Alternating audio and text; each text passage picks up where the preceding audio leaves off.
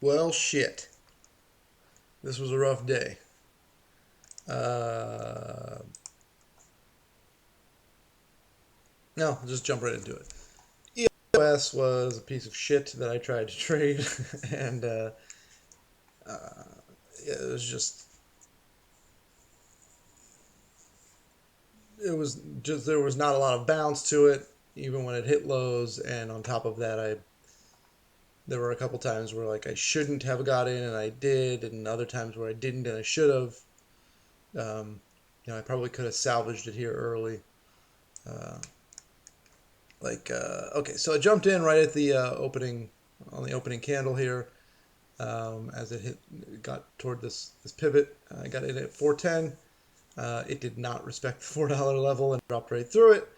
I got in again at 382. Looked like it might hold this. Popped up into the 390s and rolled back over.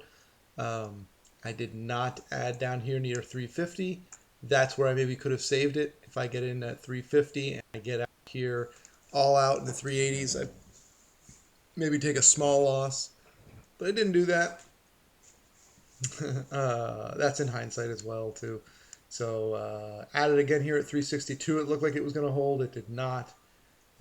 Dropped to the pivot, which it held momentarily, and then dropped through that. At this point, I'm really far underwater, uh, and I'm looking for small bounces that I can maybe start to chop away at a little bit of profit here. So you can see like got filled at 321 and out at 325, and then uh, my lowest fill here down at 309 and got out at 319. Um, at some point in here, I was like, "Fuck it, you know what? I'm gonna see if this thing will grind back." But I don't feel like sitting here, so I set a stop loss below. I set a stop limit to trigger at 299 and just took the dog for a walk. By the time I got back, it hadn't really gone anywhere. Fuck it, I just got out at 326 and 330 the rest of the position. Um, So it's a big red day. So down $15 even. Um, in the meantime, CYCC was halted a bunch today. I tried to get filled with 5 shares, like right here at 11 in the 1120s. 1125 was the order, which I mean the low was 22. So I was asking too much probably at that point. I just hit the button at the low point and didn't chase it. But good lord, that would have been an awesome play, right? I mean, we're looking at an easy dollar per share, right? So we're make $5 back, and then if you hold it through the next halt and up, that's a little pie in the sky. But there was another one too, where up here somewhere, I did a good job holding back from this halt because I kind of had a feeling this was going to have a pullback here, and it did. This one would have been a good one to trade. I was reading it pretty well. So, uh, well, hindsight's 2020, right? So fuck.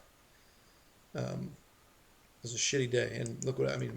My profit loss curve is ugly at this point, right? But this is the first day where I've taken a big trade like that with 10 shares, right? So it's a loss. So what I did with my journal, you see here, I crunched some numbers. There was a loss I took a while back on AKER, and if I normalize that trade to just 1 share at a time, so I like to do that just to see what the total loss was in a comparable way.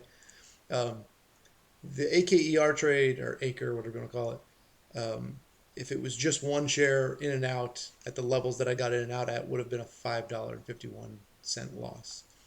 Today's trade would have been, if it instead of 10 shares, it was 1 share, it would have been $1.50, right? So that actually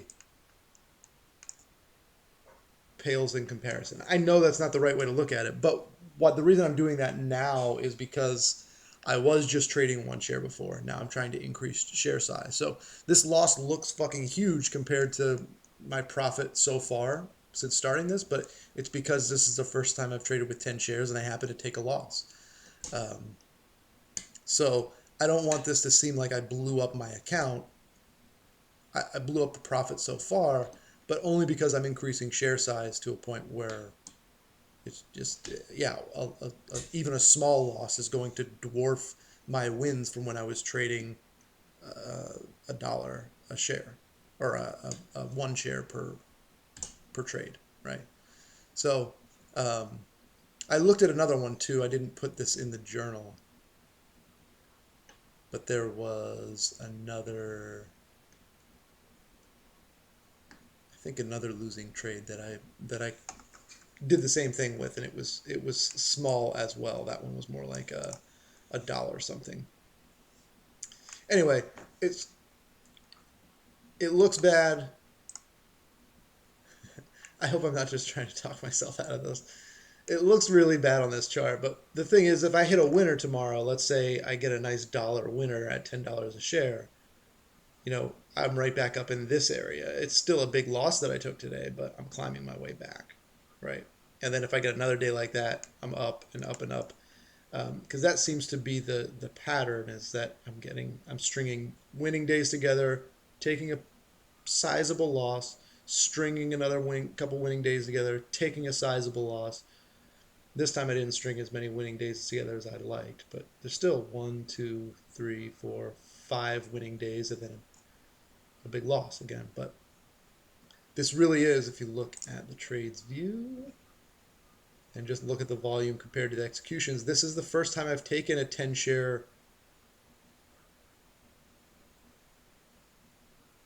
trade except for one. Or was it?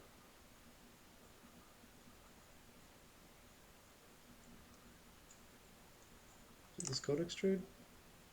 Yeah. So this one I was trading 10 shares, right?